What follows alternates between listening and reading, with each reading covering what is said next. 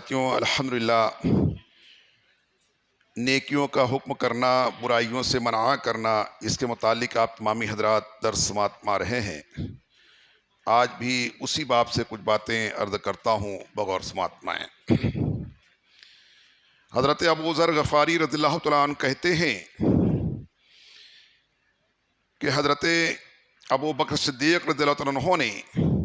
شہنشاہ کونین صلی اللہ علیہ وسلم سے دریافت کیا کہ یا رسول اللہ علیہ السلام، مشرکین سے لڑنے کے علاوہ بھی اور کوئی جہاد ہے؟ یہ سیدنا صدیق اکبر رضی اللہ تعالیٰ عنہ نے نبی علیہ السلام سے پوچھا کہ کفار و مشرکین سے لڑنے کے علاوہ بھی کوئی اور جہاد ہے؟ تو حضور اکرم نور مجسم صلی اللہ علیہ وسلم نے فرمایا، ہاں اے ابو بکر، اللہ تعالیٰ کی زمین پر ایسے مجاہدین رہتے ہیں جو شہداء سے افضل ہیں، جو اور دیگر شہداء سے افضل ہیں، زمین پر چلتے پھرتے ہیں، رزق دیے جاتے ہیں، اللہ تبارک و تعالی ملائکہ میں ان پر فخر کرتا ہے اور ان کے لیے جنت سنواری جاتی ہے،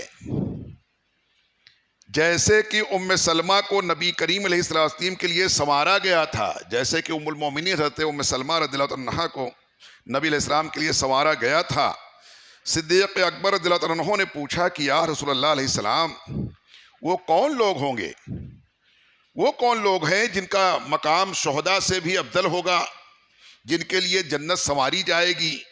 اور جن پر اللہ تعالیٰ فرشتوں میں فخر فرمائے گا کہ اے فرشتوں دیکھو میرے ایسے بندے؟ تو وہ کون لوگ ہوں گے؟ تو آقا نعمت صلی اللہ علیہ وسلم نے فرمایا کہ وہ نیکی کا حکم کرنے والے اور برائیوں سے روکنے والے ہوں گے۔ وہ لوگ ہوں گے جو لوگوں کو نیکیوں کا حکم کرنے والے ہوں گے اور برائیوں سے منع کرنے والے ہوں گے، اللہ تبارک و تعالیٰ کے لیے دشمنی کرنے والے ہوں گے اور اللہ ہی کے لیے لوگوں سے دوستی کرنے والے ہوں گے۔ وہ ایسے لوگ ہوں گے تو ان پر اللہ تعالیٰ اس طرح سے آسمانوں پر فرشتوں میں فخر فرمائے گا، ان کے لیے جنت سنواری جائے گی، ان کو عام شہداء سے افضل مقام دیا جائے گا، اور اللہ تعالیٰ جو ہے تو ان کے لیے ملائکہ میں ان کا ذکر فرمائے گا، ملائکہ کی جماعت میں۔ اس سے پتہ یہ چلا کہ یہ کوئی معمولی کام نہیں ہے، اور اگر معمولی کام ہوتا تو جیسے دنیا کی بہت ساری ذمہ داریاں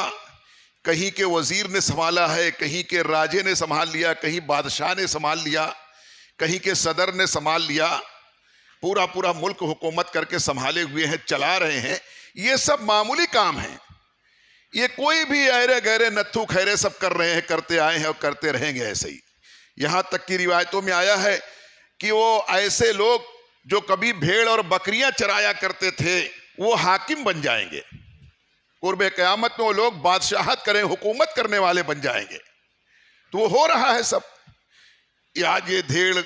اور یہ جو ہے تو تیلی تمولی، یہ سب جو ہے یہ بھیڑ بکری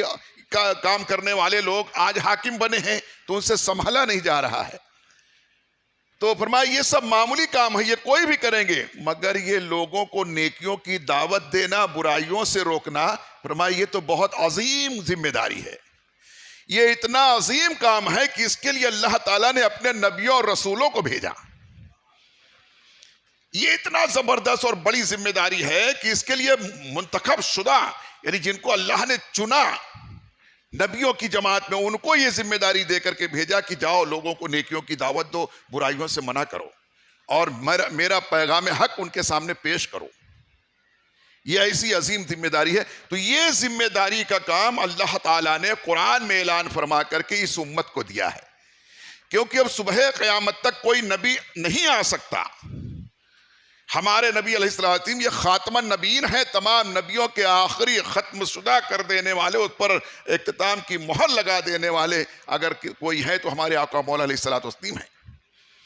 تو آپ کے بعد کوئی نبی نہیں آنے والا ہے، لیکن برائیاں تو ہوتے رہیں گی جیسے کہ ہو رہی ہیں۔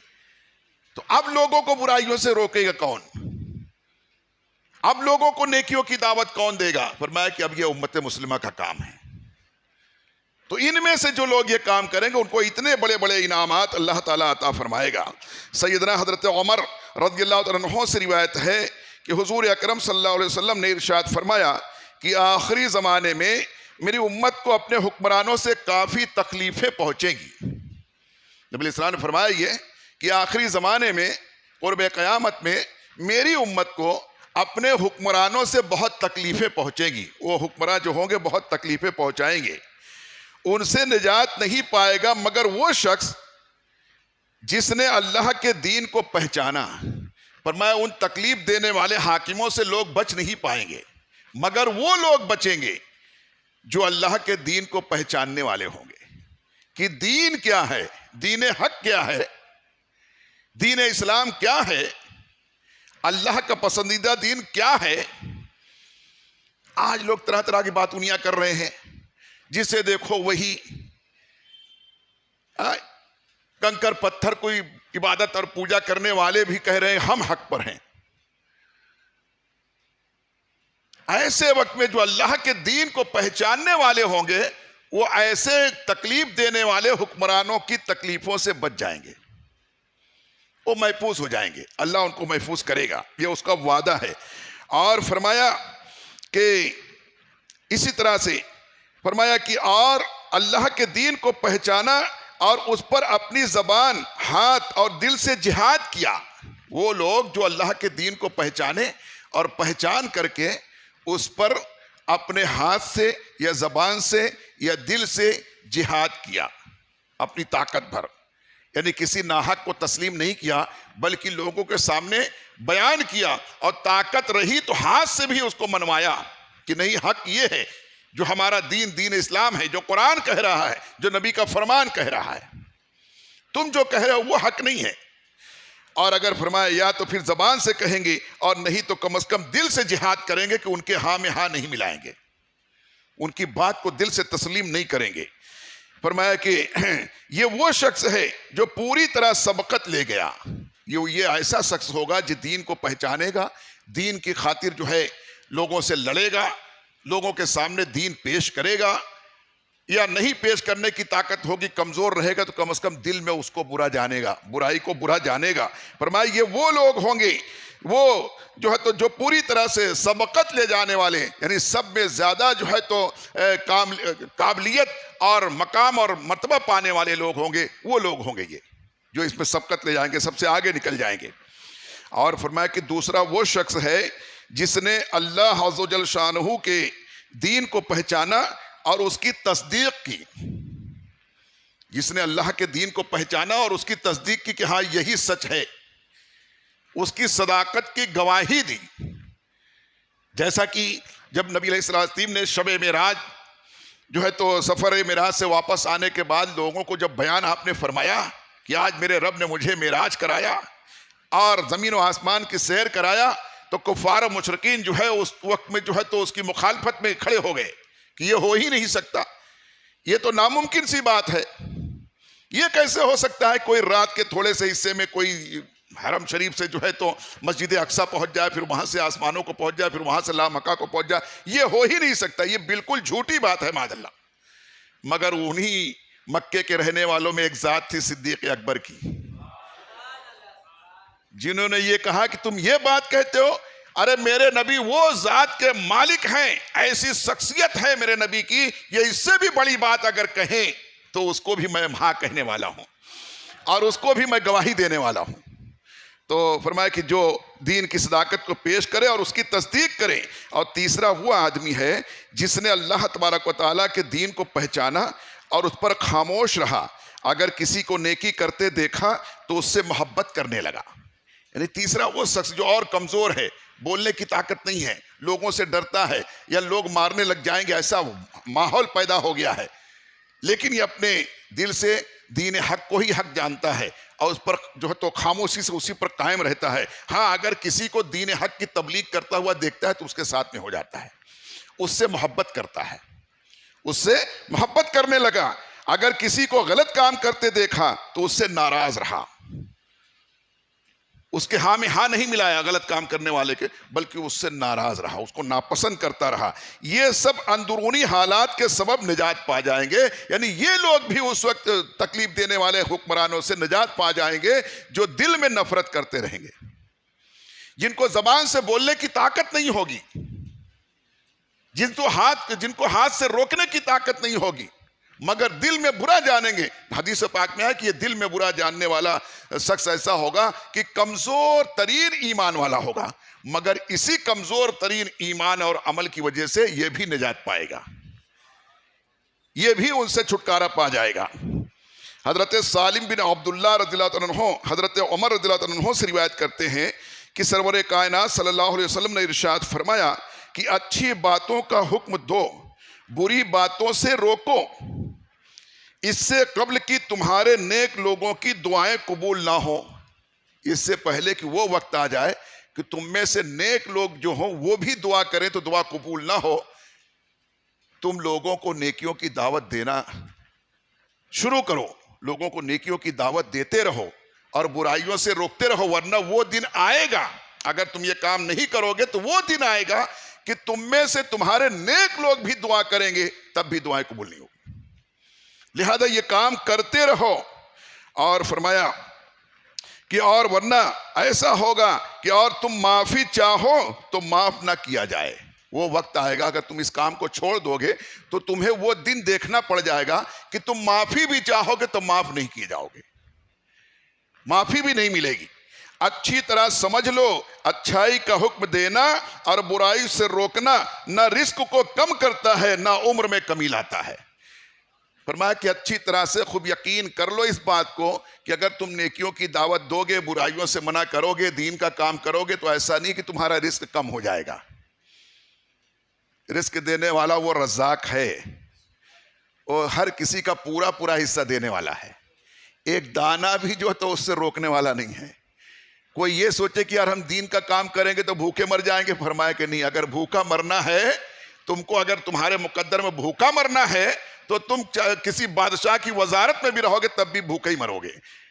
اور اگر تم کو کھا پی کے رہنا ہے، شکر گزار بندہ بن کے رہنا ہے، صبر کے ساتھ جینا ہے، زندگی گزارنا ہے، تو فرمایا کہ تم دین کا کام شب و روز کرتے رہو، تمہارے رزق میں سے ایک دانہ بھی کم نہیں ہوگا۔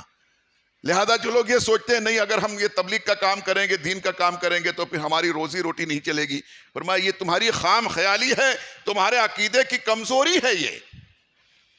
فرمایا کہ اس سے تمہارا نہ تو رزق کم ہوگا نہ تمہارے عمر میں کمی آئے گی۔ ایسا نہیں کہ تم یہ کام کرو گے تو بے موت مار دیے جاؤ گے، جب موت کا وقت ہوگا تبھی موت آئے گی، یہ کام کرنے کی وجہ سے مار دیے جاؤ گے یا عمر کم ہو جائے گی، ایسا نہیں۔ اور فرمایا کہ خوب سن لو، یہودی علماء اور عیسائی عابدوں نے نیکیوں کا حکم دینا اور برائیوں سے روکنا جب چھوڑ دیا تو اللہ تعالیٰ نے ان کے پیغمبروں کی زبان سے ان پر لعنت بھیجی۔ جب یہودیوں اور جو تو عیسائیوں کے علماء نے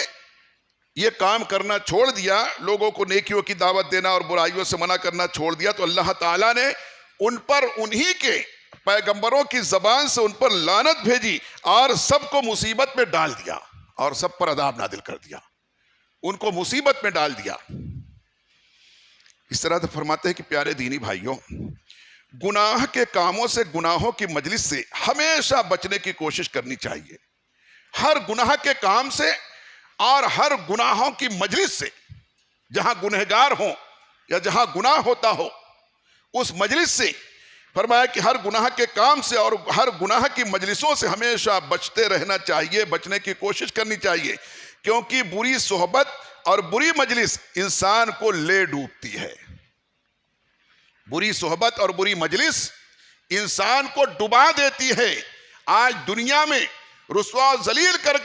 کر دے گی اور کل جہنم میں ڈبا دے گی، جہنم کے آگ میں ڈبا دے گی۔ اس لیے فرمایا کہ برے لوگوں سے بچتے رہو، برائی سے بھی بچو، برے لوگوں سے بھی بچو۔ فرماتے کہ حضرت عرص بن عمیرہ رضی اللہ عنہ نے روایت کیا کہ حضور اکرم صلی اللہ علیہ وسلم نے ارشاد فرمایا کہ جب زمین پر گناہ کیا جائے تو جو وہاں موجود ہو اور وہ اسے ناپسند کرے تو ایسا ہے جیسے وہاں موجود نہیں ہے۔ جیسے کوئی بندہ کہیں مجلس میں پھنس گیا، کہیں گیا اور جانے کے بعد دیکھا کہ وہاں گناہ کر رہے ہیں، سب وہاں گناہ کر رہے ہیں، تو فرمایا کہ اگر وہ اسے وہاں پہنچنے کے بعد اب مجمع میں پھنس گیا، نکلتا ہے تو بھی نہیں بنتا ہے اور ان کے ساتھ شامل ہو نہیں سکتا، وہ اب وہاں پھنس گیا، وہاں موجود ہے، لیکن دل میں اس کو ناپسند کر رہا ہے کہ یار میں کہاں آ گیا، یہ کیسا مجھ کو دھوکہ دے کے بلا لیا، وہاں پہنچ کر کے ناپسند کر رہا ہے اس کو. تو فرمایا کہ وہ ایسا ہے جیسے کہ اس مجلس میں نہیں ہے، یعنی اس کے سر کوئی گناہ نہیں لکھا جائے گا، کیونکہ وہاں پہنچ کر کے پچھتا رہا ہے اور اس کو دل سے ناپسند کر رہا ہے. اور فرمایا کہ جو موجود نہیں ہے لیکن اس سے راضی ہے، جو شخص کو بلایا گیا لیکن وہ پہنچا تو نہیں وہاں، لیکن اس چیز کو پسند کرتا ہے. جب اس کو معلوم پڑا کہ وہاں آج ایسا ایسا، ارے یار میں کیوں نہ پہنچا، میں بھی جاتا تو مزہ آ جاتی، ارے میرے ہاتھ سے موقع نکل گیا.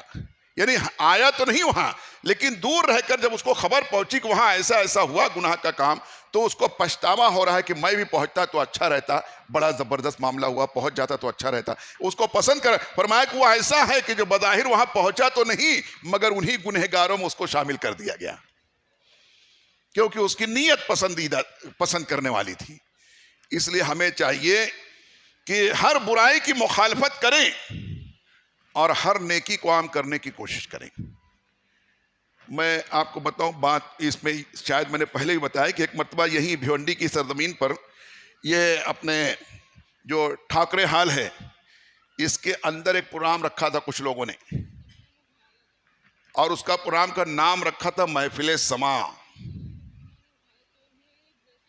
اور جو دعوت نامہ کارڈ باقاعدہ بنا کے مخصوص لوگوں کو دیا گیا تھا، تو اس میں اپنے جو بدم گلشن طیبہ گروپ کے لیے بھی کارڈ آیا تھا، باقاعدہ میرا نام لکھ کر کے تمام گروپ کے ساتھ، ظہیر بھائی آپ ضرور حاضر آئیے. اور کارڈ کے اندر لکھا ہوا تھا کہ ٹوپی پہن کر کے آئیں، باوضو آئیں. اس کے اندر لکھا ہوا تھا ٹوپی پہن کر کے آئیں، باوضو آئیں، اور اول وقت میں آنے کی کوشش کریں، اگلی نشست میں بیٹھنے کی کوشش کریں. بڑے اچھے انداز میں مضمون بنا کر کے چھپوایا گیا تھا کارڈ. تو وہاں جب ہم لوگ پہنچے، کیونکہ قریبی لوگوں نے دعوت نامہ دیا تھا، تو قریب ہم لوگ 6 7 8 لوگ جو ہے تو وہاں پر پہنچے. بہرحال یاد نہیں ہے کتنے لوگ تھے، یعنی کئی لوگ گروپ کی شکل میں وہاں پہنچے. تو باقاعدہ وہاں جو ہے تو کیا کہتے ہیں، کارڈ لگتا تھا، ٹکٹ، پرمیشن، جس کے پاس ہے کارڈ، انٹری کارڈ، تو وہی اسی کا داخلہ ہوتا تھا. تو ہم لوگوں کو چونکہ فری میں ملا ہوا تھا تو گئے، دیکھے، ہاں بلائے، آگے بٹھایا گیا. تو جب پہنچے وہاں تو پہلے پردہ لگا ہوا تھا پورا، تو یہ آپ شروع ہوگا، آپ شروع ہوگا، بھی شروع ہوگا. تو پردہ تو لگا ہی تھا، تھوڑی دیر میں کچھ آواز باجے کی آنے لگی،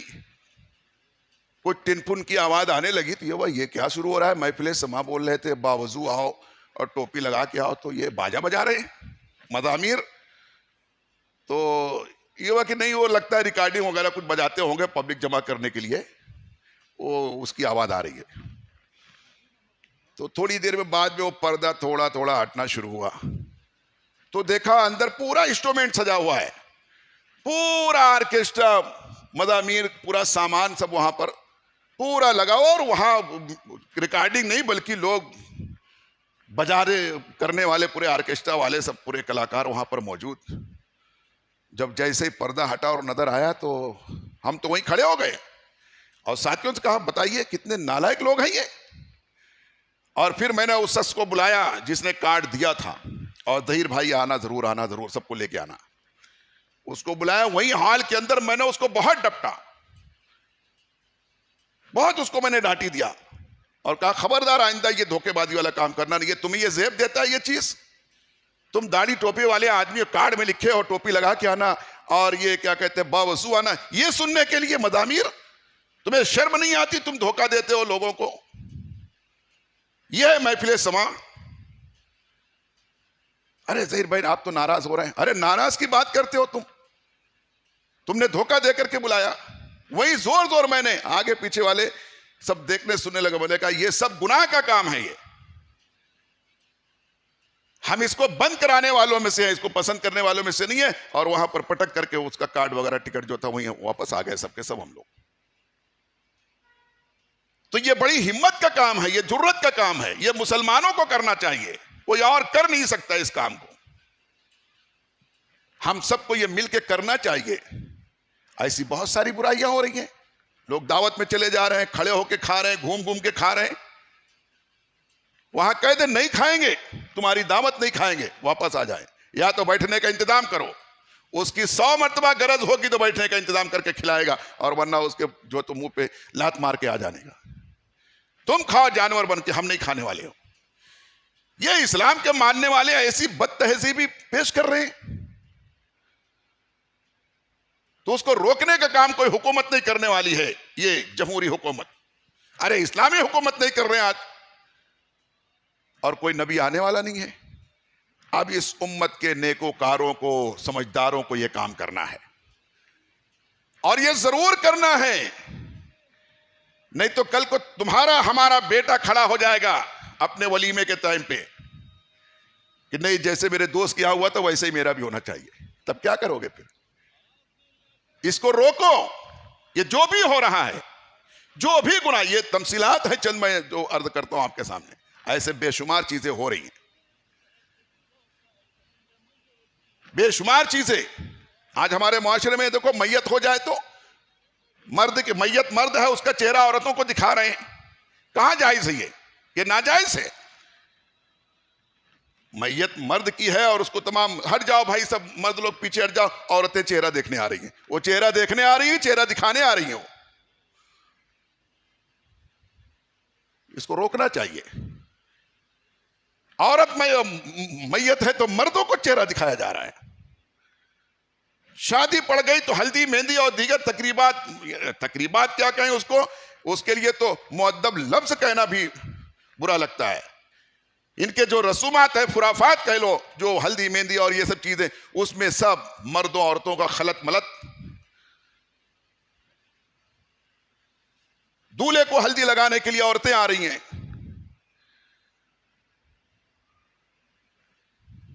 یہ سارے معاملات ہوتے ہیں۔ تو یہ ساری چیزوں کو روکنے کے لیے کوئی حکومت نہیں آنے والی ہے، نہ کوئی نبی۔ اب اپنے نبی علیہ السلام کو سید الانبیاء کے ہم امتی ہیں، امام الانبیاء کے ہم امتی ہیں، خاتم النبیین، محبوب جو رب العالمین کے ہم امتی ہیں، ہمیں یہ کام کرنا ہے۔ ہم سب سے افضل، سب سے اعلیٰ، سب سے بہتر امت ہیں، ہمیں یہ کام کرنا ہے، ہمیں یہ کام کرنا ہے۔ تو یہ فرمایا کہ جو وہاں رہ کر کے اور اس کو ناپسند کرے گا، تڑپتا رہے گا کہ میں کہاں آ کے پھنس گیا، فرمایا اللہ تعالیٰ اس کے سر گناہ نہیں ڈالے گا، اس کو بے گناہوں میں لکھے گا، یعنی جو اس مجلس میں گناہ ہوا اس کے سر نہیں جائے گا۔ اور جو دور رہ کر کے حسرت بھری بات کرے گا کہ ارے کاش کہ میں پہنچا، فرمایا وہ پہنچا تو نہیں مگر پھر بھی گناہ اس کے سر جائے گا۔